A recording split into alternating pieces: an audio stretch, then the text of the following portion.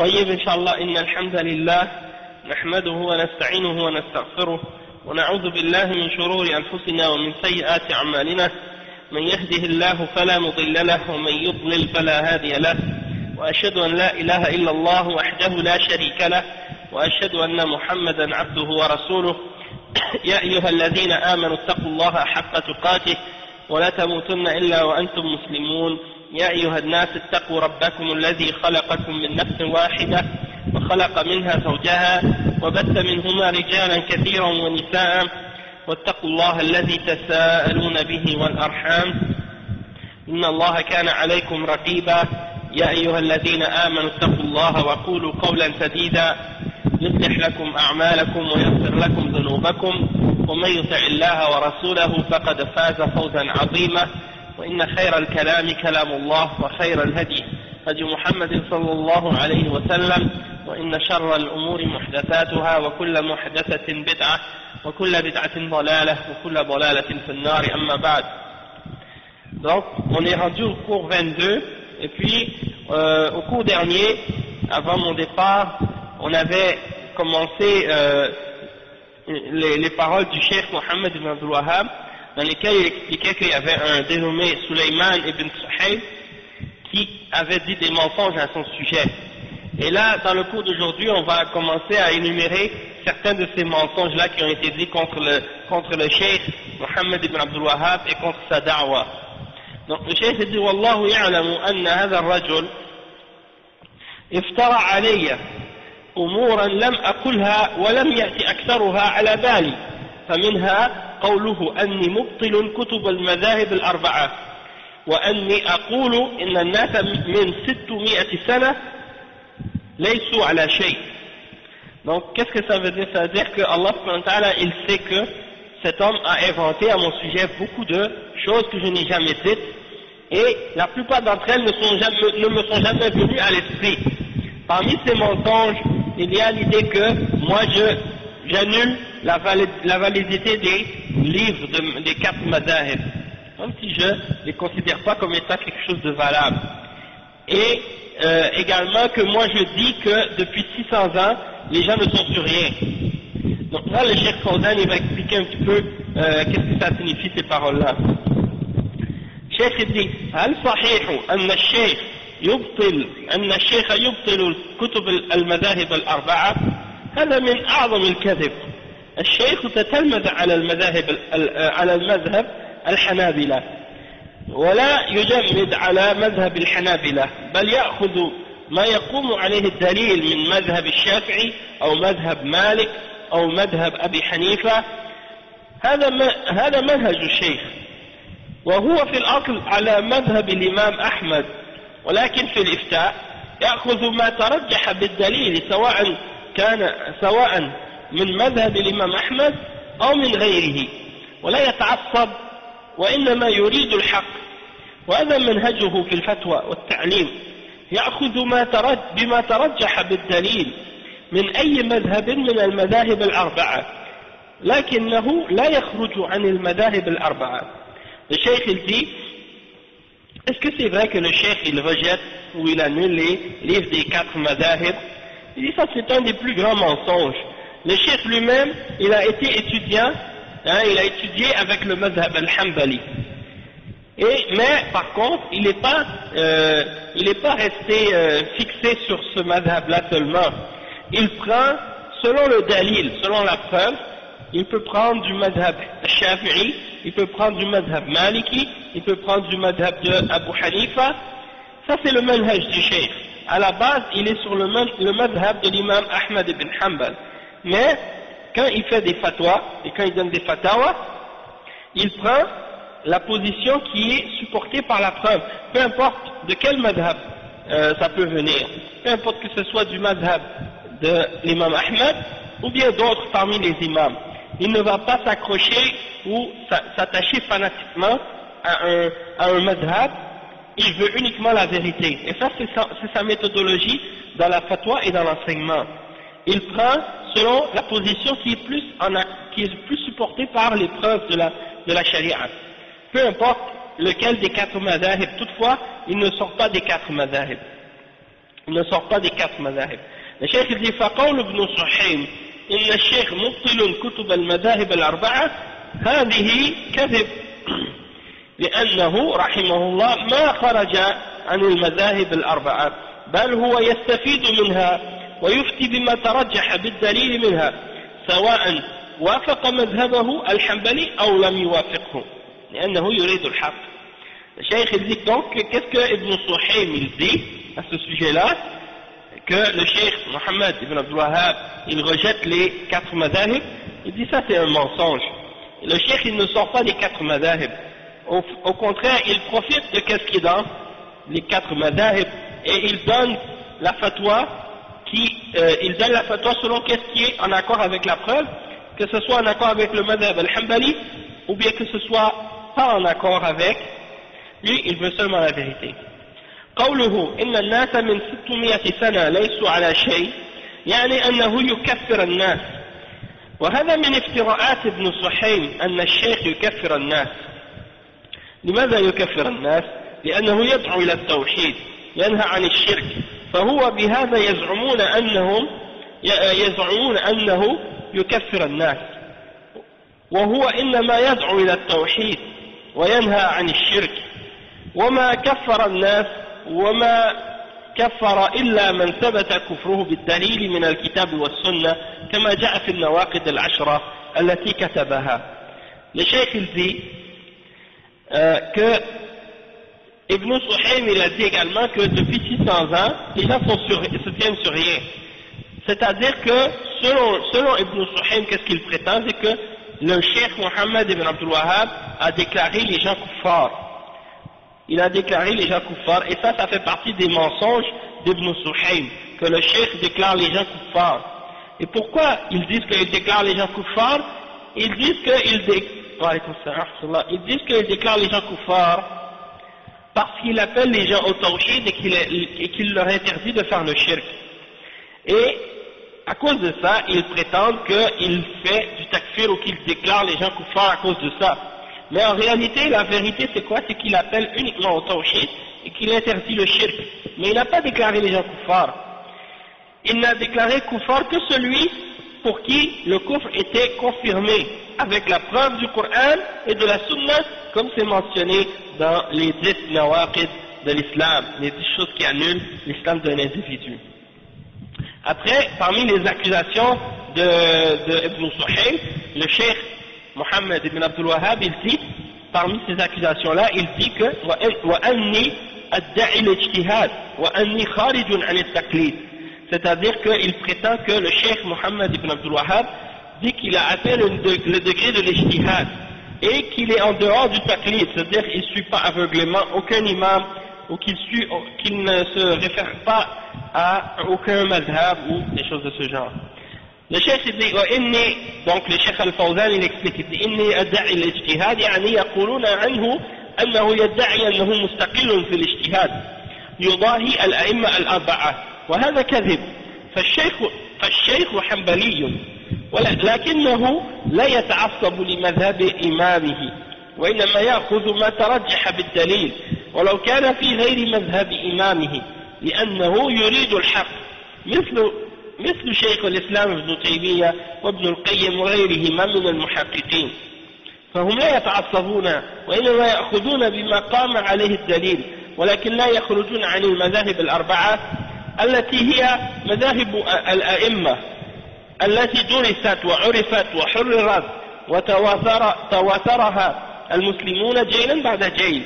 فهو لا يدعي الاجتهاد المطلق، يعني لا يدعي أنه مصاف الأئمة الكبار كأبي حنيفة ومالك والشافعي وأحمد والأوزاعي، ولكنهم يكذبون عليه. Le cheikh il dit qu'il prétend donc que l'imam Mohammed ibn Abdul Wahhab a prétendu qu'il avait atteint le degré d'ijtihad et qu'il était indépendant dans ses positions, qu'il faisait l'ijtihad et qu'il essayait d'imiter les 4 imams, les 4 madhahib.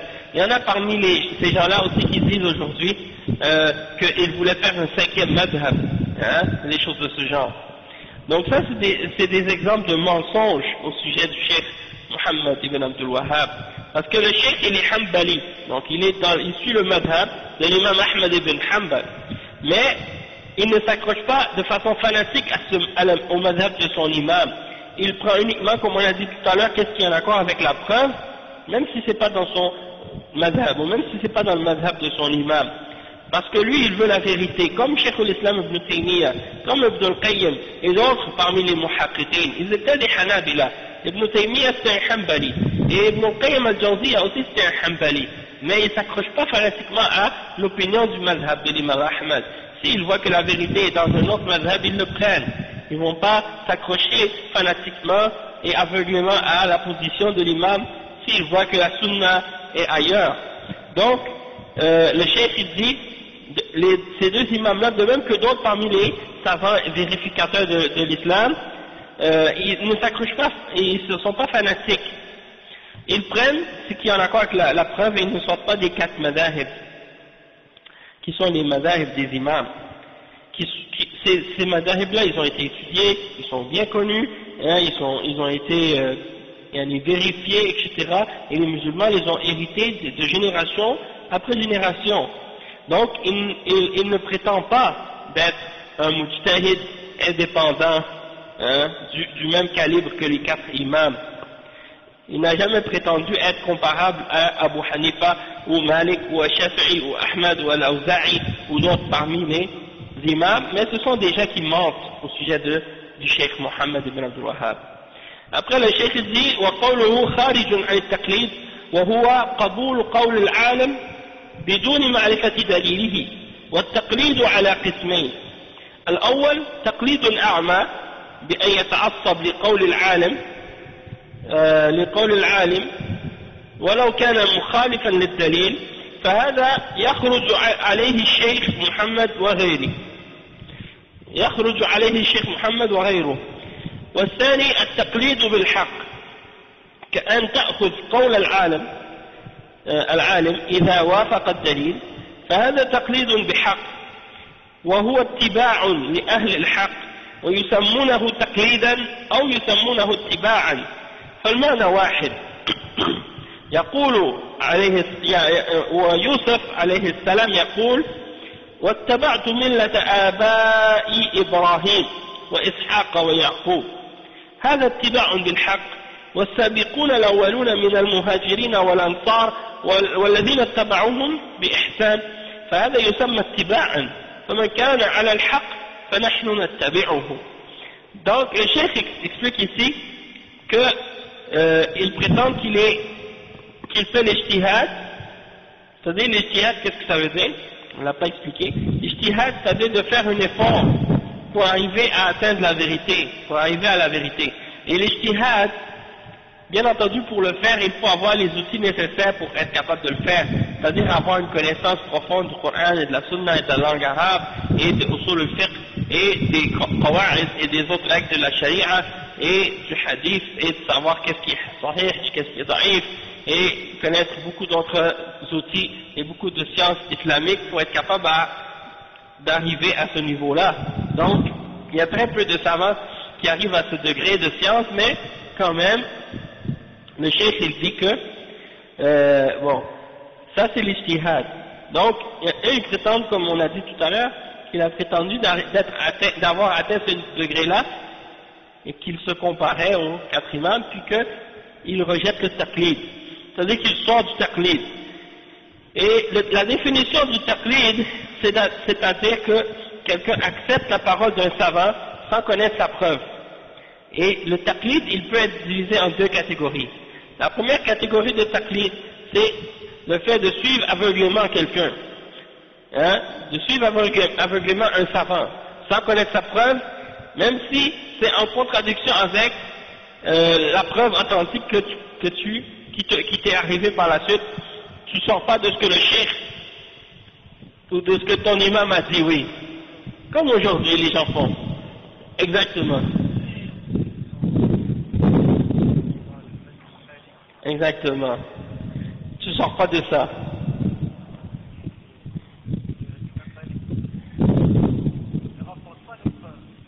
Exactement. Allah musta'an. Comme le frère, il donne l'exemple. Il dit, comme dans certains pays musulmans aujourd'hui, si dans le pays le madhab accepté c'est le madhab maliki, eh bien toi tu peux pas venir avec une autre opinion. Tu vas prendre qu'est-ce qui est dans le livre de l'imam, des madhab de l'imam Malik, et tu l'appliques tel quel, et les preuves sont même pas mentionnées. C'est-à-dire les preuves du madhab de cet imam ne sont même pas mentionnées dans ces livres. Hein, ils se basent juste sur qu'est-ce que les fuqaha ont écrit, et ils ont attribué ces paroles-là à l'imam Malik. Parfois c'est même pas les paroles de l'imam Malik, ils font juste lui attribuer ces paroles-là pour dire ça c'est son madhab, alors que lui des fois même dans son madhab il a une position contraire, mais ils ne le prennent même pas en considération. Ça c'est un exemple. Ça il y a des gens comme le frère dit, il y a des gens c'est ça, il y a des gens qui veulent suivre un madhab aveuglément. Sauf que si ils voient que dans un autre madhab, il y a une position qui est en accord avec leur désir et leur passion, ils vont dire, on va prendre dans ce madhab, pas par rapport à la preuve, uniquement parce que ça fait leur affaire, parce que c'est en accord avec leur désir. Donc il y en a par exemple, ils vont dire, bon, nous on est maliki, et on suit le madhab de l'imam Malik. Sauf que, on veut se marier, puis on n'a pas de wali, et donc on veut justifier ça, alors on va prendre la position de l'imam Abu Hanifa dans son madhab soi-disant, parce que ça nous permet de se marier, puis on n'a pas de wali. Sauf que le dalil, il est en opposition avec la position d'Abu Hanifa. Mais ça, c'est le fait de dire, tu suis la position d'un imam sans connaître sa preuve, et juste parce que c'est en accord avec tes désirs parfois, et ça, c'est dangereux de faire ça. Donc, le cheikh explique que, ça, c'est la première définition de at-taqlid, c'est at-taqlid al-a'ma, le fait de suivre aveuglément les positions et les opinions d'un imam, sans savoir sa preuve. Et le cheikh dit ça, c'était quelque chose que l'imam Mohammed ibn Abdul Wahhab, de même que d'autres ulama, combattaient et ils critiquaient fortement ces attitudes-là. Hein? De même qu'il y a aujourd'hui parmi les modernistes, hein, comme certains soi-disant prêcheurs aujourd'hui, qui disent, bon, tu dois prendre l'opinion qui est en accord avec tes désirs.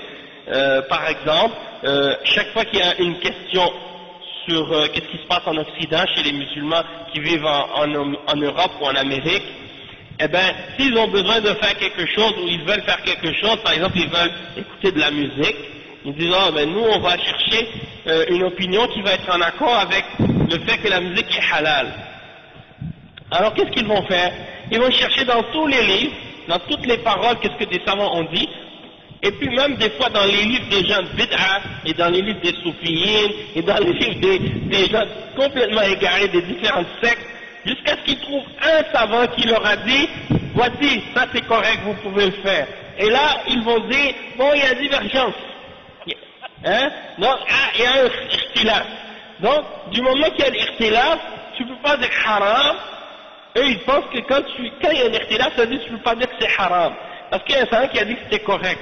Donc, ils se basent soi-disant sur la parole de ce savant-là. Ils disent, mais non, si tu dis que c'est haram, ça veut dire que tu es en train de dire que ce savant-là il s'est trompé, ou bien qu'il était égaré.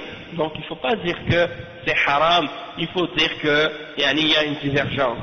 Et ça, c'est comme les ulama disent, l'ihtijaj bil khilaf, d'essayer d'utiliser la divergence comme étant une preuve. Et la divergence, c'est pas une preuve. Et les ulama, ils ont dit que celui qui utilise la divergence comme étant une preuve, c'est uniquement un égaré, un innovateur. Donc, le fait qu'il y ait divergence, c'est pas une preuve que la chose est halal ou que ce soit permis de le faire. Ensuite, donc, le cheikh il dit qu'il y a une deuxième catégorie de taqlid, et celle-là, c'est de suivre la vérité. C'est-à-dire que tu prends la position d'un savant parce qu'elle est en accord avec la preuve. Et ça, c'est une forme c'est une façon de suivre la vérité. Vous savez, c'est une forme de taqlid qui est en fait de suivre la vérité. On l'appelle al-ittiba', de suivre les gens de la vérité. Comme par exemple, quand tu suis Ahl Sunnah, ou quand tu suis les ulama d'Ahl Sunnah wal Jama'a dans la croyance et dans leur méthodologie, eh bien dans ce cas-là, on ne dit pas que tu fais le taqlid, on dit que tu suis la vérité. Hein? Donc c'est ça, ça s'appelle ittiba'. Et le cheikh il dit, tu peux l'appeler taqlid ou bien ittiba', les deux c'est la même signification en fait. il donne l'exemple de Yusuf alayhi salam, quand Yusuf il dit dans le verset 38 dans Surat Yusuf, et j'ai suivi la religion de mes pères, Abraham, Isaac et Yaqub, Ishaq et Yaqub. Donc, ça c'est il a suivi la religion de ses pères dans la vérité. C'est pas comme les mouchriquins qui ont suivi la religion de leur père dans le shirk et dans l'âne. Hein? Donc ça on appelle ça ittiba. De même que le verset 100 dans Surat Tawbah, dans lequel Allah Ta'ala dit, et les tout premiers croyants, parmi les muhajirin et les ansar, et ceux qui les ont suivis de la meilleure façon, les ihsan. Donc les ulama, tu vois, ils nous disent il faut suivre les salafs, il faut suivre les muhajirin et les ansar, et ceux qui nous ont précédés dans la foi. Et Allah, il glorifie ceux qui les ont suivis de la meilleure façon. Donc, c'est-à-dire, ça c'est un exemple de ittiba', et c'est-à-dire quand tu suis quelqu'un dans la vérité. Et ça, c'est une forme de taqlid qui est permise et qui est bonne. Et c'est cette sorte-là de taqlid que l'imam Muhammad ibn Abdul Wahhab invitait les gens à faire, de suivre dans la vérité. Et une autre partie de qu'est-ce que Ibn Suhayb avait inventé comme mensonge contre Muhammad ibn Abdul Wahhab, c'est qu'il a dit à son sujet وَإِنِّي أَقُولُ إِنَّ اخْتِلَافَ الْعُلَمَاء نِقْمَةٌ. C'est-à-dire, il a dit que Muhammad ibn Abdul Wahhab avait dit que la divergence entre les ulama c'est une punition, un châtiment. Et le Cheikh Al-Fawzan il clarifie cette question, il dit هذا كذب على الشيخ لأن اختلاف العلماء في أمور الفروع والاجتهاد ليس نقمة. العلماء اجتهدوا وبحثوا فإن أصابوا فلهم أجران وإن أخطأوا فلهم أجر واحد، فالاجتهاد مطلوب والاختلاف فيه لا يذم. فالصحابة رضي الله عنهم كانوا يختلفون في الفتوى، كل يقول بحسب ما ظهر له من الدليل، فهذا النوع من الاختلاف محمود لأنه بحث عن الحق. أما الاختلاف المذموم فهو الاختلاف في الحق، فلا يجوز الاختلاف في الحق بعدما تبين، بل يجب أخذ الحق ولا تجوز مخالفته.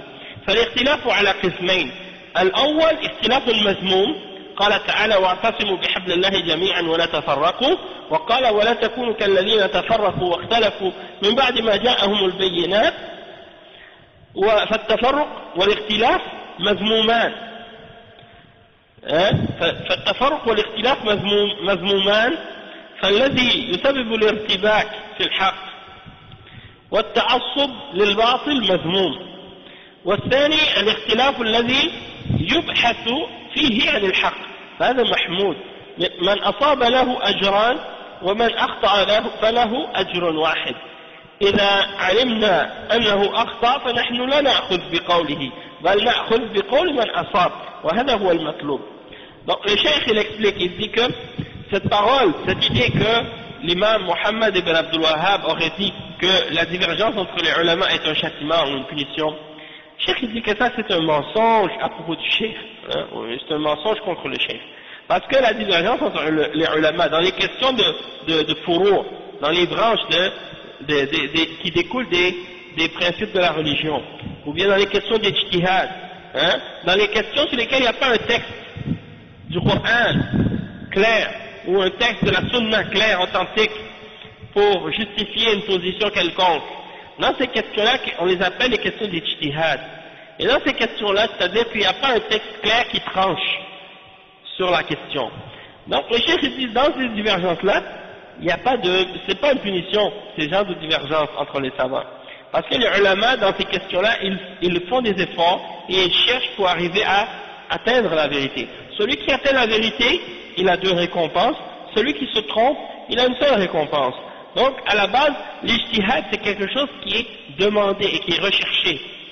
Et la divergence dans ces questions-là, comme on l'a dit, c'est pas quelque chose qui est blâmable. Parce que les sahaba, radiyallahu anhum, ils divergeaient entre eux dans la fatwa. Et chacun amenait une position ou une parole selon ce qui lui apparaissait comme étant évident de la preuve qu'il avait. Et donc, le cheikh il dit que cette catégorie ou cette forme de divergence-là, elle est louable en elle-même, parce que c'est une recherche de la vérité. Mais, qu'est-ce qui est mauvais? C'est la divergence qui est au sujet de la vérité. Lorsque les gens se divergent entre eux au sujet de la vérité, ça c'est quelque chose qui n'est pas permis. Il dit que une fois que la vérité elle a été clarifiée, il n'est pas permis par la suite de diverger. Il est obligatoire de prendre la vérité comme position et comme opinion. Et on n'a pas le droit de la contredire. Donc la divergence, elle est de deux catégories. La première catégorie de divergence, c'est la divergence qui est blâmable, comme Allah dit dans le Coran, dans Surat Al-Imran, le verset 103, et accrochez-vous tous au câble d'Allah et ne vous divisez pas. Et il mentionne dans le verset 105 dans Surat Al-Imran, Wala takunu, et ne soyez pas comme ceux qui se sont divisés et qui ont divergé après que les preuves claires leur sont parvenues. Min ba'di ma ja'ahumul bayyinat. Donc, le cheikh il dit que la divergence et la division sont deux choses qui sont blâmées par Allah subhanahu wa ta'ala, et c'est en particulier celles qui causent que les gens se divisent dans la vérité et s'accrochent fanatiquement au mensonge et à la fausseté. Dans des cas comme ça, ça c'est quelque chose qui est blâmable. Après, le cheikh il dit qu'il y a une deuxième catégorie de divergence, c'est la divergence dans la recherche de la vérité. Dans la recherche de la vérité, ça c'est quelque chose qui est louable. Celui qui a réussi à atteindre la vérité, il a deux récompenses. Toutefois, celui qui s'est trompé, il en a une seule. Et si on sait que quelqu'un s'est trompé, eh bien dans ce cas-là, nous, on ne doit pas prendre son erreur. Celui qui s'est trompé parmi les ulama, lui, il est récompensé pour son erreur et il n'est pas puni pour son erreur. C'est-à-dire, il n'est pas puni parce qu'il a fait une ijtihad, il a fait son effort pour atteindre la vérité, mais il n'a pas réussi. Donc, il n'est pas puni. Mais, nous, par contre, si on a su qu'il était dans l'erreur, on n'a pas le droit de le prendre de prendre sa position. Donc ça vient réfuter les idées de ceux qui disent « Ah, il y a une divergence, donc on peut prendre la position qui nous plaît ou qui est en accord avec nos désirs. » Pourquoi? Parce que toi, si tu sais que le cheikh, il s'est trompé dans sa position et que ce qu'il a dit c'était une erreur, mais tu ne peux pas le suivre par la suite, parce que lui, il est excusé, mais toi, tu ne seras pas excusé puisque tu sais qu'il est dans l'erreur. Et lui, il est mujtahid, et toi, tu n'es pas mujtahid. Et tu as vu qu'il avait tort, et tu fais semblant que tu n'as rien vu, que tu continues à le suivre dans l'égarement. Ça, c'est quelque chose de blâmable. Les chefs, ils disent ensuite, donc, une fois que tu sais qu'il a fait une erreur, tu prends pas son erreur. Tu prends la position qui est correcte. Et ça, c'est ce qui est recherché. Après, le cheikh dit, وَلِهَذَا الفقهاء يقولون لا إنكار في مسائل الاجتهاد مثلا تحية المسجد وقت النهي. بعض العلماء يرى أنها تصلى عملا بقوله صلى الله عليه وسلم إذا دخل أحدكم المسجد فلا يجلس حتى يصلي ركعتين. قالوا هذا عام في أوقات النهي وفي غيرها لأنها ذوات الأسباب، بينما الجمهور يقولون في وقت النهي لا تصلى فيه لا تحية المسجد ولا غيرها من النوافل، لأن النبي صلى الله عليه وسلم نهى عن الصلاة بعد العصر حتى تغرب الشمس، ونهى عن الصلاة بعد الفجر حتى تطلع الشمس، فقدموا عموم النهي على عموم الأمر. فمن أخذ بهذا القول فإنه لا ينكر عليه، ومن أخذ بالقول الأول فلا ينكر عليه، لأن كلا له مستند، وهذه مسائل اجتهادية لا يجوز فيها التعادي، فالصحابة يختلفون وهم إخوة في المسائل الفرعية. Donc le cheikh explique, il dit que les fuqaha, ils disent souvent il n'y a pas de divergence, on n'a pas à se dénoncer les uns les autres ou à se critiquer les uns les autres dans les questions d'ijtihad. Le cheikh il dit, comme par exemple, lorsque tu rentres dans la mosquée, tu veux faire tahiyatul masjid, le salut de la mosquée, au moment où il y a une interdiction de le faire. Donc, il y a des ulama qui disent que tu dois faire ta prière lorsque tu rentres dans la mosquée, même si c'est dans un moment dans lequel la prière est interdite. Comme par exemple, tu rentres dans la mosquée après la prière de Asr. Est-ce que tu vas faire rak'atayn ou non? Il y a des ulama qui disent oui, tu l'as fait. Il y a des ulama qui disent non, tu l'as fait pas parce que c'est interdit. Et ceux qui disent que tu l'as fait, ils se basent sur le hadith du prophète sallallahu alayhi wa sallam qui dit, lorsque l'un d'entre vous entre dans la mosquée, il ne s'assoit pas, il ne doit pas s'asseoir tant qu'il n'a pas fait 2 rak'at. Et eux, ils disent que ça c'est général. C'est général dans le temps de l'interdiction et dans le reste des temps de la journée. C'est ça. Et ça c'est la position de l'imam al-Shafi'i, parce qu'il dit que les prières qui ont une cause, on a le droit de les faire même dans les temps de Nahi.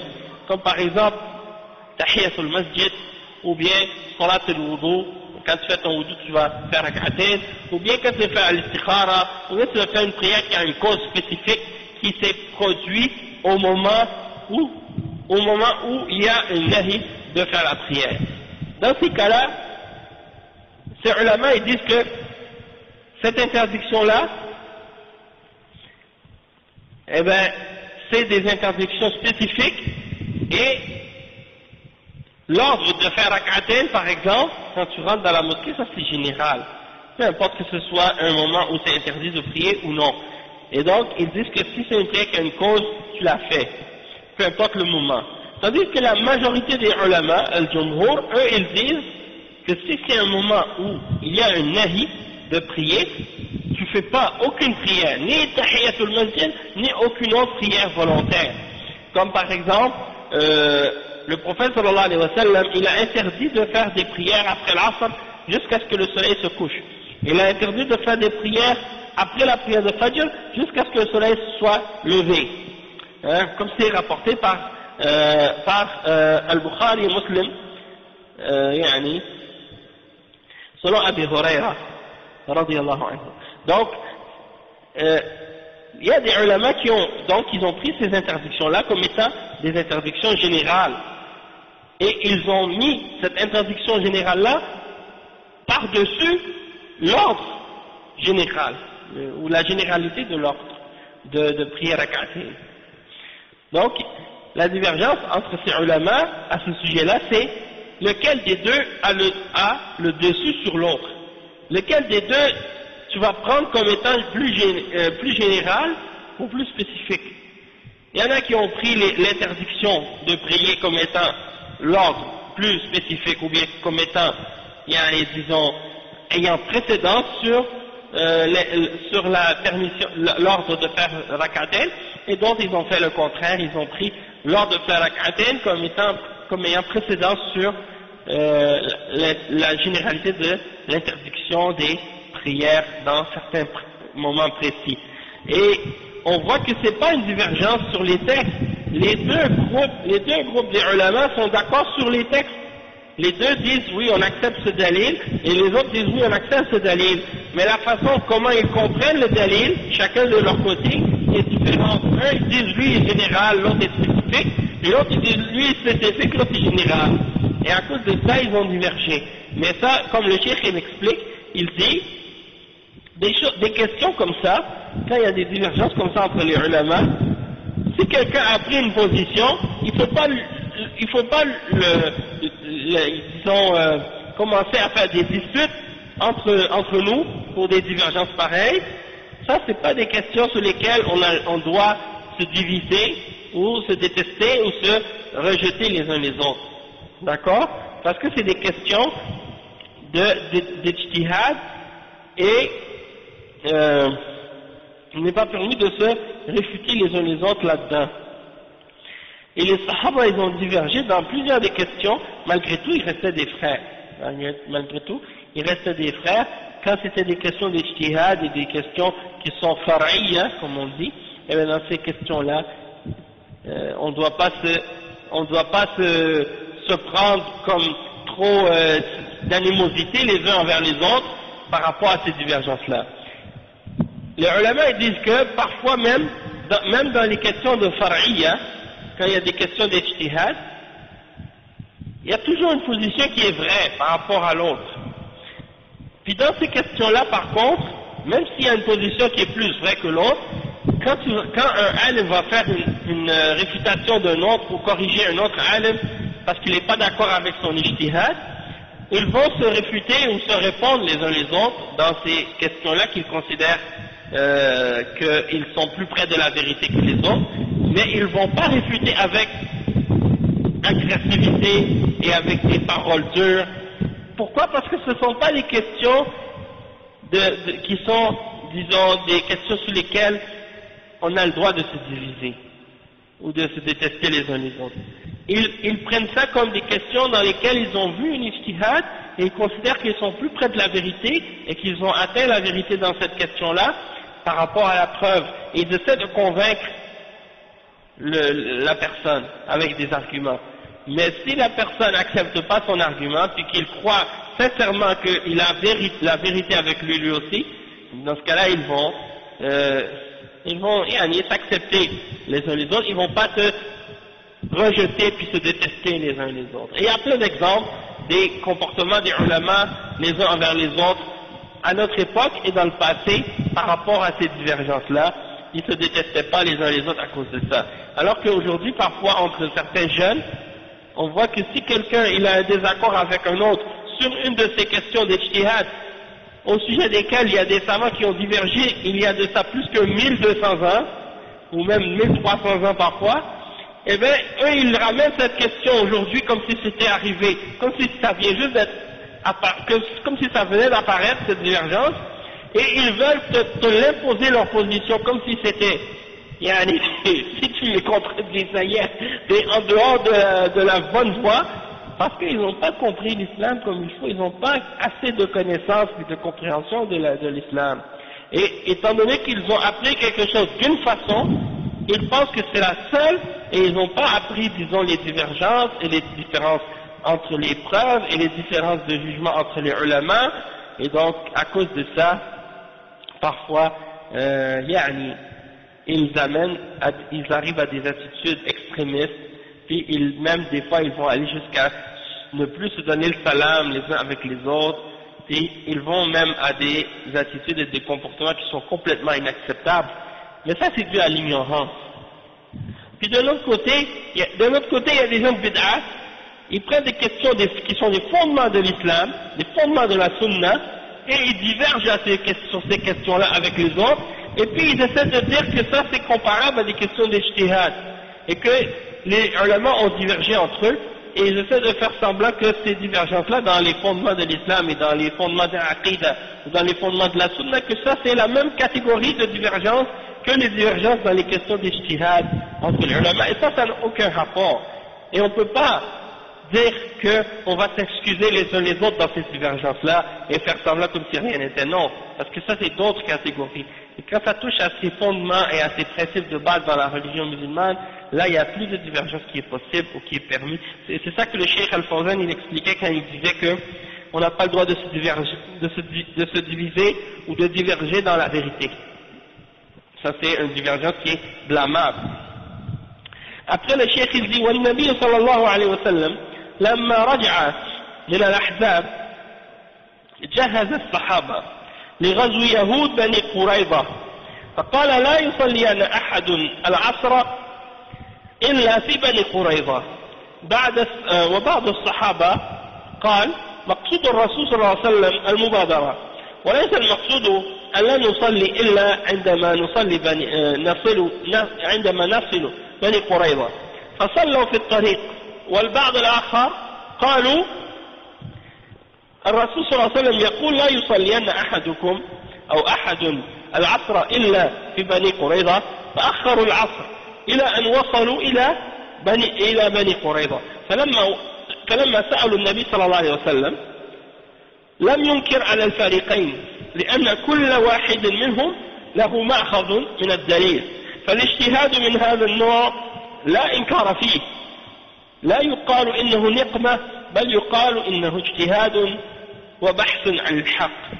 Donc le cheikh il mentionne cette preuve qui est le hadith rapporté par Al-Bukhari et Muslim qui est un hadith bien célèbre, hadith de Bani Qurayza Quand le prophète sallallahu alayhi wa sallam était revenu de la bataille de l'Ahzab, il a préparé un groupe de Sahaba pour aller combattre ou attaquer les Juifs de Bani Qurayza parce qu'ils ont trahi. Ils ont trahi leur pacte avec les musulmans. Ils ont supporté les mouchriquines contre les musulmans alors qu'ils avaient une entente avec les musulmans. Donc à cause de ça, le prophète sallallahu alayhi wa sallam a dit allez à Bani Qurayza, à l'endroit où se tient Bani Qurayza, et qu'est-ce qu'il a dit dans sa parole? Il a dit que personne ne prie al-Asr excepté à Bani Qurayza. C'est-à-dire ne prier al-Asr que à Bani Qurayza. Donc il y a des Sahaba qui ont compris que le prophète sallallahu alayhi wa sallam voulait leur dire de se précipiter, de se dépêcher pour arriver à Bani Qurayza. Donc qu'est-ce qu'ils ont fait eux?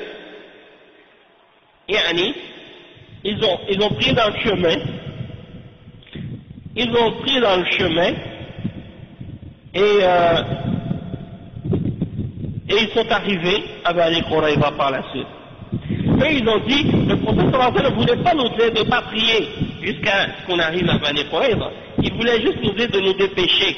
Donc ils ont prié dans le chemin, puis ils se sont dépêchés. Les autres, ils ont compris d'une autre façon.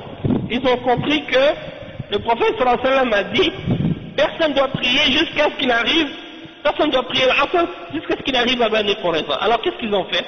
Ils ont retardé la prière de l'Asr jusqu'à ce qu'ils arrivent là-bas. Et une fois arrivés là-bas, ils ont demandé au prophète sallallahu alayhi wa sallam à propos de qu'est-ce qu'ils avaient divergé entre eux.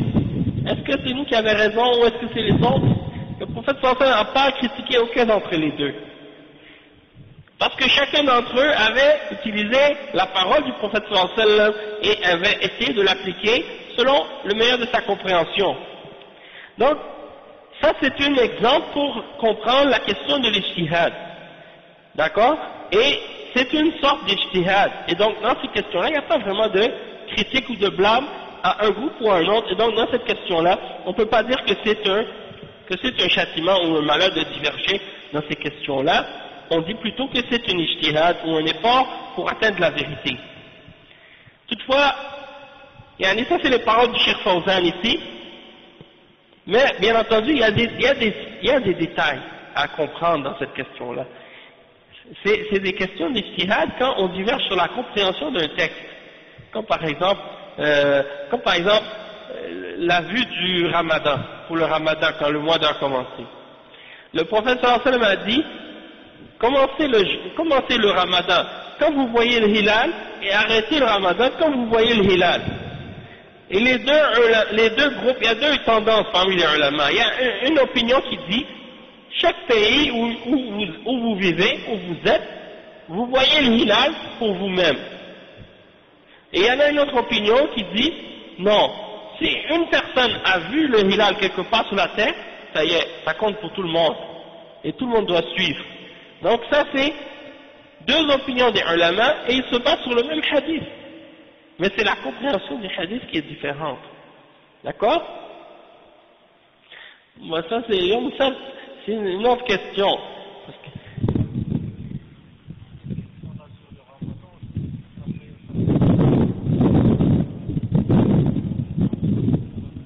Ouais. À chaque fois, ouais.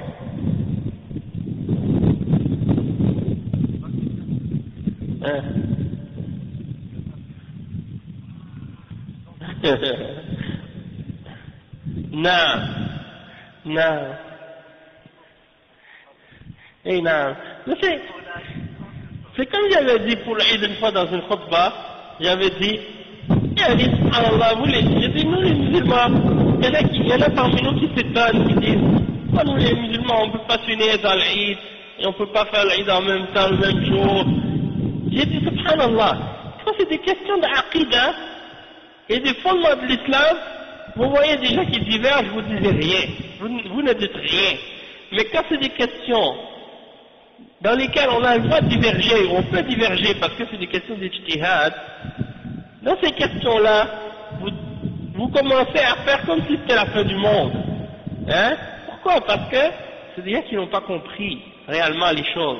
Et souvent, pourquoi ils divergent dans le jour du Eid ou dans les jours des célébrations là, pourquoi ils divergent? C'est souvent à cause de leur divergence dans leur manhaj et dans leur aqidah, parce que c'est toujours les gens de bid'a. Exactement. Souvent il y en a des pays là, et des gens spécifiquement, ils font exprès pour contredire les autres.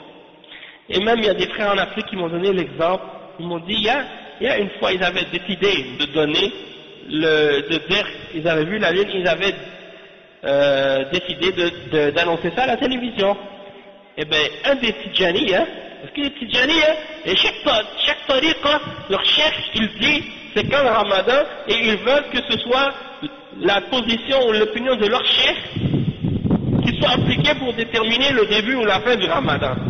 Donc si le chef de tel tariqa, il a décidé que c'est aujourd'hui, et l'autre chef de l'autre tariqa, il a dit non, c'est pas aujourd'hui, c'est demain, et bien là, ça fait la fitna.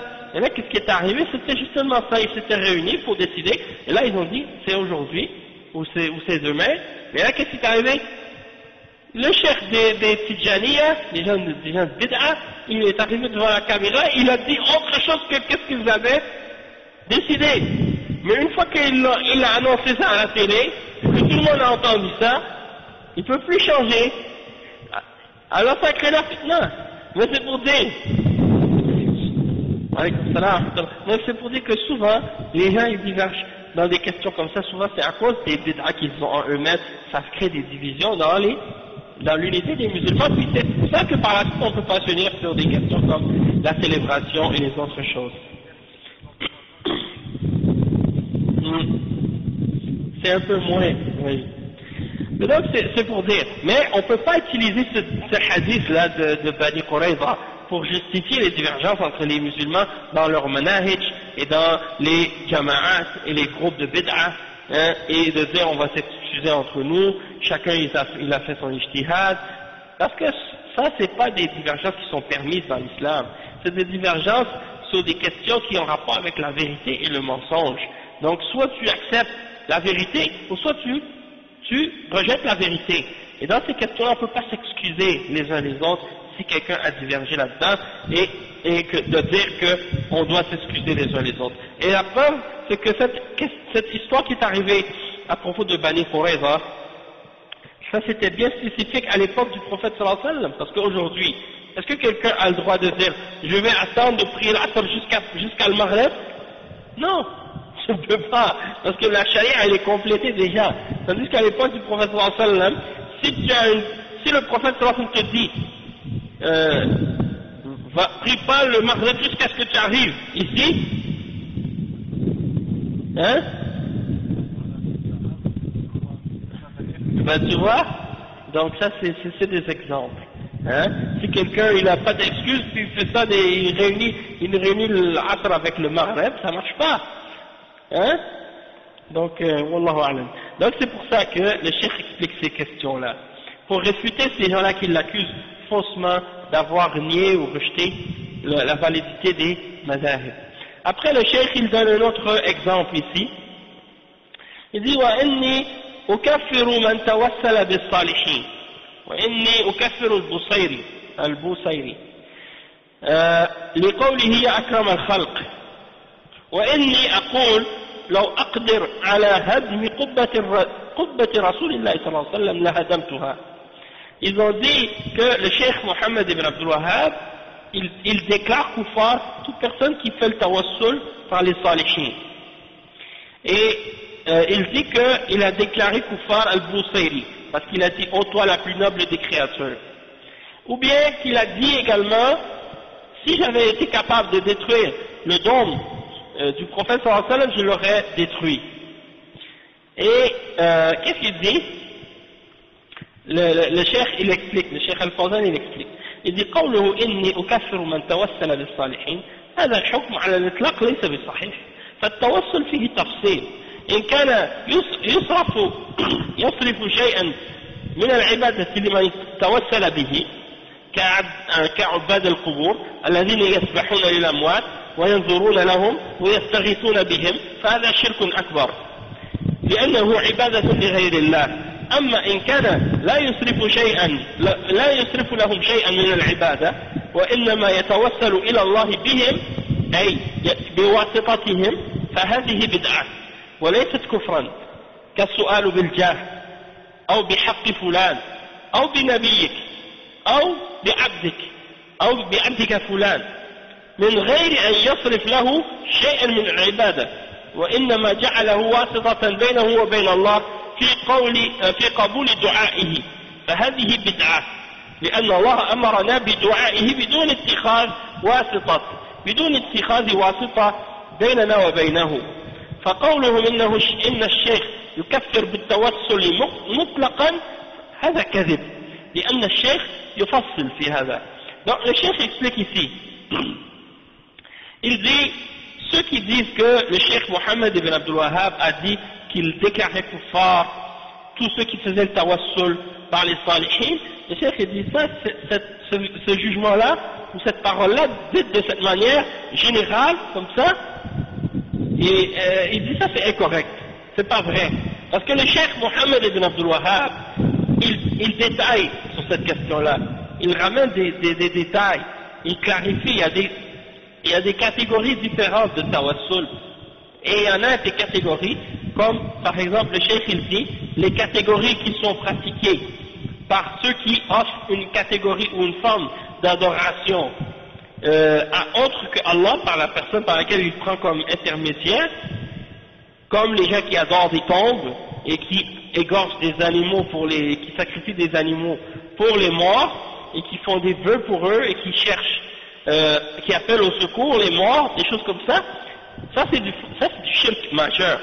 Celui qui fait ça, c'est sûr qu'il est kafir, qu'il sort de l'islam, qu'il est mushrik, parce qu'il a adoré autre qu'Allah subhanahu wa ta'ala.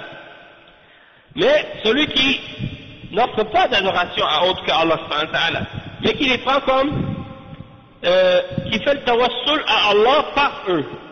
Donc par exemple, l'exemple de tawassul de la personne qui dit par exemple aux morts directement de lui donner quelque chose, ou qui lui demande aux morts l'intercession ou l'intermédiaire, il le prend comme intermédiaire, il lui demande l'intercession, il lui demande de faire des doigts pour lui alors que c'est un mort enterré dans sa tombe. Ça c'est du shirk majeur.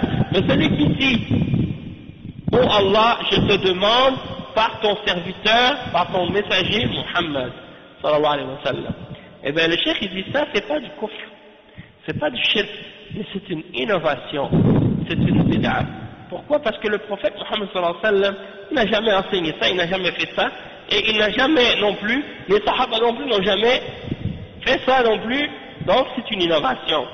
Et c'est dangereux parce que ça peut amener quelqu'un à tomber dans le shirk. Donc, on n'a pas le droit. En principe, le mot tawassul, qu'est-ce que ça signifie? Tawassul, ça veut dire de prendre un moyen. Un moyen. Et le moyen qu'on a pour s'approcher d'Allah, c'est de faire ce que Allah nous ordonne et de nous écarter de ce qu'il nous interdit, de faire ce qu'il nous ordonne et de s'écarter de ce qu'il nous a interdit. Et les ulama, ils ont classifié les catégories de tawassul qui sont permises dans l'islam, et ils ont dit qu'il y a le tawassul, tu cherches un moyen de te rapprocher par Allah en l'invoquant Allah par ses noms et ses attributs. Ça c'est une forme de tawassul qui est acceptée. Il y a une autre forme de tawassul qui est le tawassul par des bonnes œuvres que tu as fait. Tu demandes à Allah subhanahu wa ta'ala de te donner quelque chose ou de te sauver de mal par une bonne action que tu as fait uniquement pour lui. Comme par exemple les trois qui étaient dans la caverne et qui avaient été enfermés par un rocher, chacun d'entre eux a mentionné une bonne œuvre qu'il avait fait. Il a demandé à Allah subhanahu wa ta'ala de les faire sortir à cause de cette bonne œuvre. Et il y a une autre catégorie de tawassul, c'est de faire le tawassul par l'invocation d'un homme pieux qui est vivant. Donc par exemple, tu vois quelqu'un que tu connais qui est pieux, ou que tu penses être pieux, et tu vas, parce que tu espères que Allah exauce son dua, ou bien parce qu'il est voyageur, ou parce qu'il est malade, et le dua du voyageur, le dua du malade, il est exaucé, alors tu t'en vas le voir, puis tu lui dis, mon frère fait un dua pour moi, et il est vivant, et il est capable de le faire. Alors dans ce cas-là, ça c'est permis. Et ça c'est un tawassul qui est acceptable. Toutefois le tawassul par un mort, que tu vas aller lui demander de t'exaucer, ou que tu lui demandes de quelque chose, ou tu sacrifies un animal pour lui, ou tu fais le tawaf autour de sa tombe, ou bien tu fais un vœu pour lui et des choses de ce genre, tout ça c'est du shirk majeur, parce que tu ne peux pas faire ça. Mais, et si tu lui demandes des choses alors qu'il est mort, eh bien ça aussi c'est du shirk. Hein? C'est du shirk majeur. Mais par contre, si tu ne demandes pas à lui directement, tu demandes à Allah subhanahu wa ta'ala, tu dis oh Allah je te demande, mais tu ne demandes pas à Allah directement, tu lui demandes à Allah par quelqu'un, par le prophète sallallahu alayhi wa sallam, ou par son statut, ou par son droit, ou par son prophète, ou par son serviteur, ça c'est des formes de bid'a, c'est pas permis de le faire. Et ça peut amener quelqu'un à tomber dans le shirk à la longue. Donc, le shirk il dit,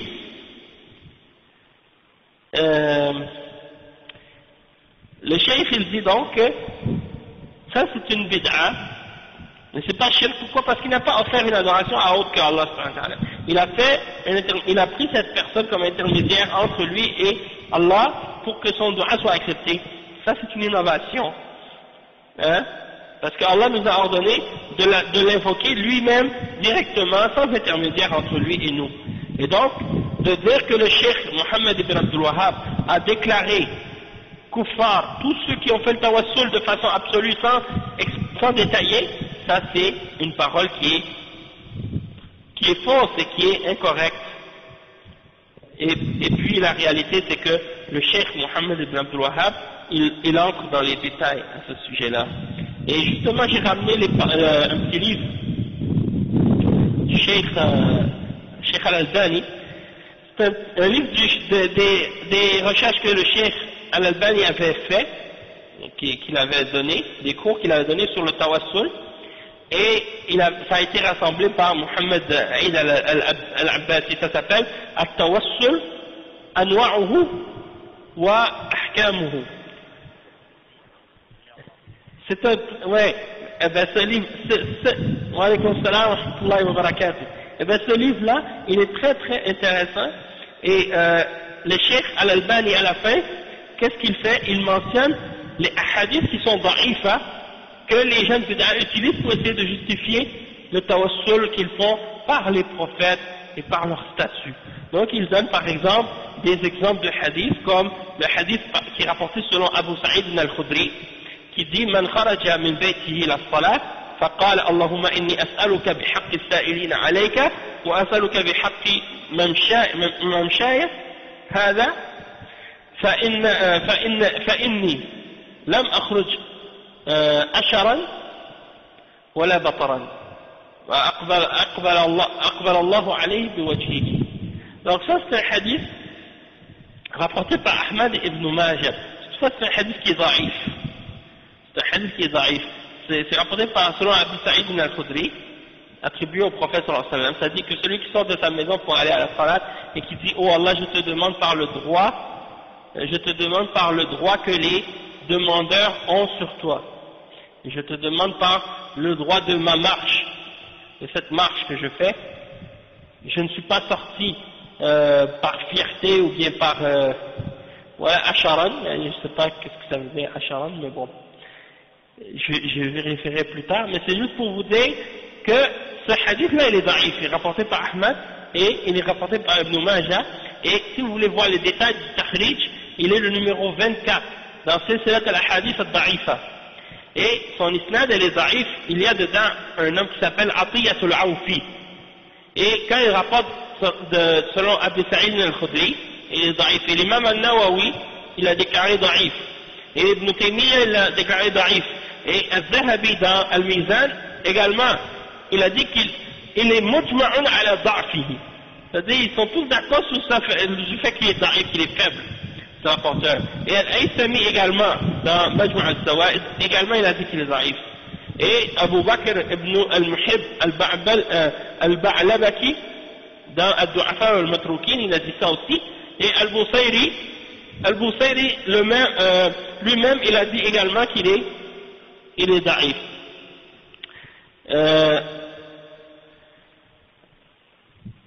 Donc c'est ça. Al-Busayri, qu'est-ce qu'il a dit pour vous mentionner sa parole exactement? Il a dit dans Misbah al-Zujaja, هذا إسناد مسلسل بالضعفاء. Il dit ça c'est une chaîne, elle est remplie de du'afa, elle est remplie de rapporteurs qui sont faibles. Atiyya et Fudayl ibn Marzouk et Al-Fadl ibn al-Muwaffaq sont tous faibles. Ok? Donc ça c'est pour montrer qu'il est faible également. Et l'autre hadith également qu'il rapporte, le hadith de Bilal, qui dit كان رسول الله صلى الله عليه وسلم إذا خرج إلى الصلاة قال بسم الله آمنت بالله وتوكلت على الله لا حول ولا قوة إلا بالله اللهم بحق السائلين عليك وبحق مخرج هذا وإني لم أخرج أشرا ولا بطرا الحديث. Donc ça aussi c'est un autre hadith qui est daïf. C'est un autre hadith qui est daïf, qui est rapporté par Ibn Sunni dans Amal al-Yawm wal-Layla et également selon d'autres. Et le cheikh il dit que ça c'est une isnad qui est daïf jiddan. Et dedans il y a Al-Wazi' ibn Nafi' al-Uqayli et il est muttafaq ala da'fi lui aussi. Ils sont tous d'accord sur sa faiblesse et le fait qu'il n'est pas un rapporteur fiable. Et en tout cas il y a beaucoup d'autres exemples de ces genres de hadiths. Il y a un autre hadith également rapporté par Abi Umama qui rapporte le même un doigt semblable et dans qui est rapporté par Tabarani, et également il y a dans cette chaîne de narrateurs Fudal ibn Jubayr, et c'est un daïf également, et tout le monde est d'accord sur le fait qu'il est daïf. Donc il y en a plein d'autres aussi qui sont mentionnés. Donc Cheikh Al-Albani il mentionne plusieurs de ces hadiths là. Qu'est-ce qu'il dit Cheikh Al-Albani? Il dit parmi ces hadiths, il en mentionne environ 7, et il rapporte aussi des athars à ce sujet-là que les gens de Bid'a rapportent. Il dit parmi ces hadiths-là qui sont rapportés par ces gens-là, soit que ce sont des hadiths qui ne prouvent pas le point qu'ils veulent essayer de justifier, c'est-à-dire il n'y a pas de preuve dans ces hadiths-là, parce que même le cheikh il explique lui-même, il dit bihaqq as-sa'ilin, par le droit des gens qui demandent, ou qui demandent à Allah subhanahu wa ta'ala. Et le cheikh, c'est quoi le droit des questionneurs ou des gens qui demandent? Leur droit c'est qu'Allah leur réponde. Et la réponse d'Allah au dua, ça en soi-même, le cheikh il dit ça c'est un des attributs d'Allah qu'il répond au dua. Et donc, il n'y a pas de preuve pour eux, pour le tawassul, qui est contraire à la sunna là-dedans, puisqu'on demande par un nom d'Allah. Donc, le cheikh il dit ce hadith-là, malgré qu'il est faible, même s'il était authentique, ce ne serait pas une preuve pour eux, ce serait une preuve contre eux. Hein? Et puis, il y a beaucoup d'autres choses qu'il mentionne comme shubuhat aussi, mais bien entendu, c'est rejeté. Après, donc, attendez juste un instant. Oui. Donc, le cheikh il dit, en ce qui concerne le tawassul, donc il faut comprendre que le cheikh, il a détaillé la question. Il n'a pas dit tout le monde qui fait le tawassul pour faire de façon générale. Et il y a une chose qui est importante aussi à comprendre à propos des soufiyyin et des gens de bid'a quand ils utilisent le mot tawassul. Ils mélangent entre les significations du mot tawassul et al-istighatha et ad-du'a. Donc ils mélangent tout ça ensemble et ils pensent que c'est tout équivalent. Et ils pensent que le fait d'invoquer un mort, ça s'appelle tawassul, et de dire Ya Muhammad ou Ya Abdul Qadir ou Ya Tijani, ils pensent que ça c'est aussi de tawassul, alors que ça c'est al-istighatha. Et eux ils le mettent dans la même catégorie et ils pensent que c'est pas interdit de le faire, même si c'est un mort, parce que ils ont plein d'autres shubuhat aussi à ce sujet-là, mais bien entendu les preuves du Coran et de la Sunna sont claires pour le fait de dire que ça c'est des formes de shirk. Mais alhamdulillah, comme le cheikh il l'avait mentionné dans les cours précédents, le cours passé, que comme Ahmed Dahlan, il y a les gens du site aslama.com qui sont des soufiyyin et des asha'ira, des gens de bid'a, des ikhwaniyyin aussi. Dans leur site, ils font la traduction des textes d'Ahmed Dahlan qui accusent et qui disent des mensonges contre le Cheikh Mohammed Abdul Wahhab et qui ramènent des shubuhat complètement futiles complètement infondé pour essayer de justifier le shirk et de défendre les gens au shirk. Et ils essaient de dire dans leur texte d'Ahmed Ahlan, ils essaient de dire que c'est permis d'invoquer, non, que Allah que c'est pas shirk. Parce que tu ne crois pas qu'il crée. Il dit que si tu ne crois pas que le wali il a créé quelque chose, alors c'est pas shirk. C'est seulement shirk si tu crois que le wali il crée ou qu'il a le pouvoir de te profiter ou de te nuire. Là, ça, dans ce cas-là, c'est shirk. Et donc, ça, c'est des exemples de fautes. Et le pire, c'est que, vous savez, les versets qui mentionnent, par exemple, qui disent وَلَئِنْ سَأَلْتَهُمْ مَنْ خَلَقَ السَّمَاوَاتِ وَالْأَرْضَ لَا يَقُولُنَّ اللَّهُ. Les versets qui disent que les mouchriquines, si tu leur demandes qui a créé les cieux et la terre, ils vont dire Allah. Ben ça, c'est des versets clairs qui nous montrent que les mouchriquines, ils reconnaissaient que Allah est le créateur et que ça les a pas fait rentrer dans l'islam, oui. Et bien lui, Ahmed Ahlan, il mentionne ces versets-là, il dit ils essaient de montrer que les mouchriquines, ils croyaient en Allah, et ça c'est pas vrai, ils essaient de nier la réalité.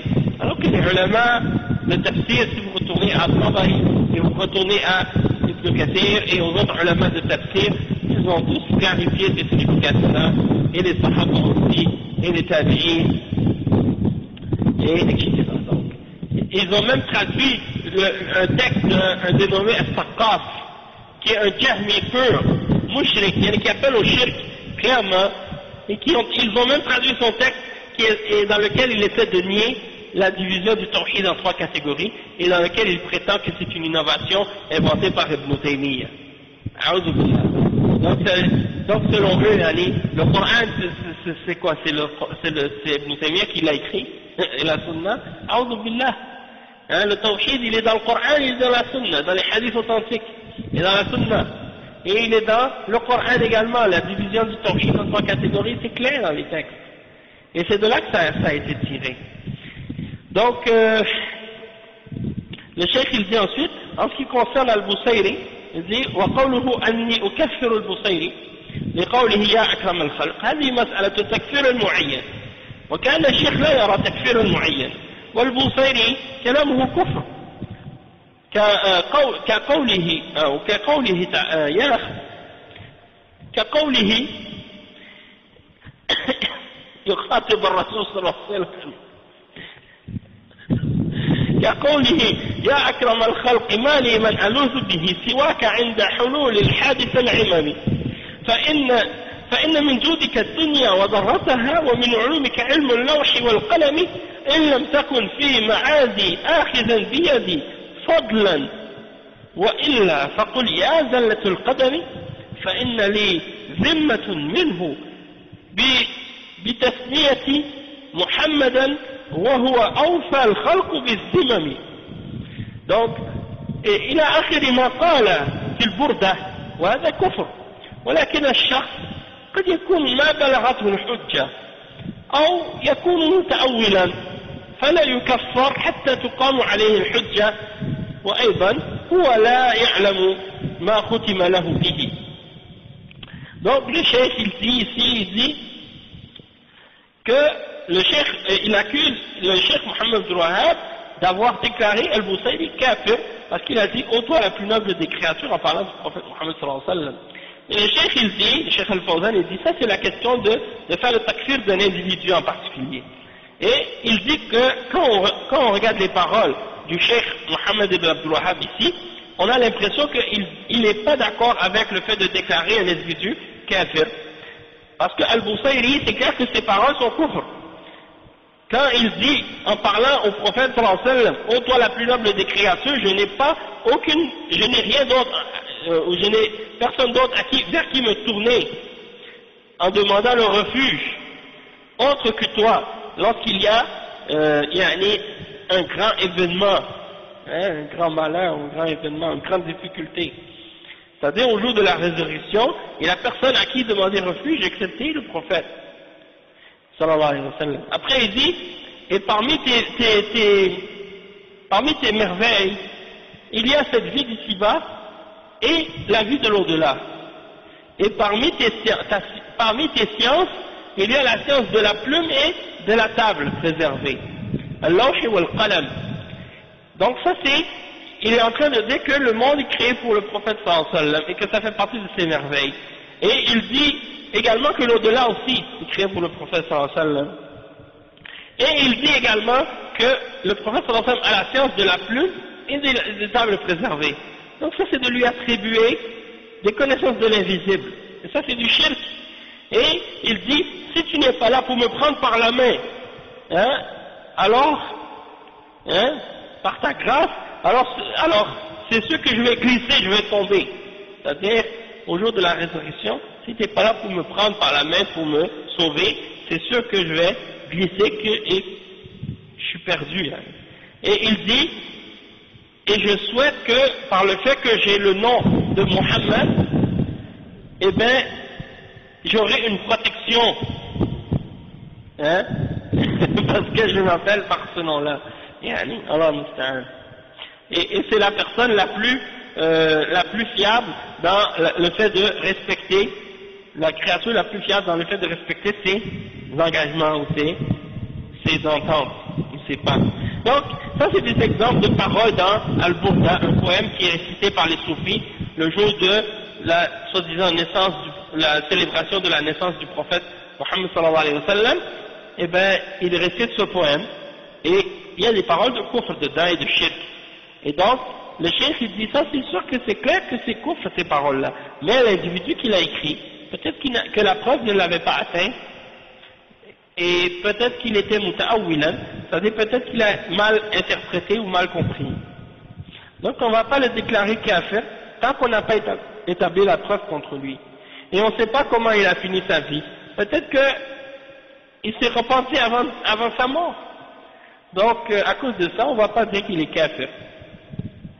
Mais sinon, il n'y a pas de doute que ces paroles sont des paroles de kufr.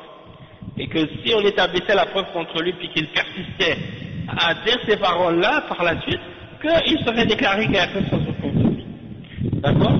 Donc on va s'arrêter ici, Inch'Allah, puis on va terminer, Inch'Allah, le livre demain, parce qu'il reste quelques pages seulement. Donc on va s'arrêter ici. Subhanakallahumma bihamdik, ashhadu an la ilaha illa anta, astaghfiruka wa atubu ilayk. Pardon? Demain? Oui, Inch'Allah. Mais on va essayer de trouver quelque part demain pour le faire. Parce que on ne sait pas s'il y a de la pluie ou s'il y a quelque chose. Chez toi? T'avais toujours la même place? À là-bas, là?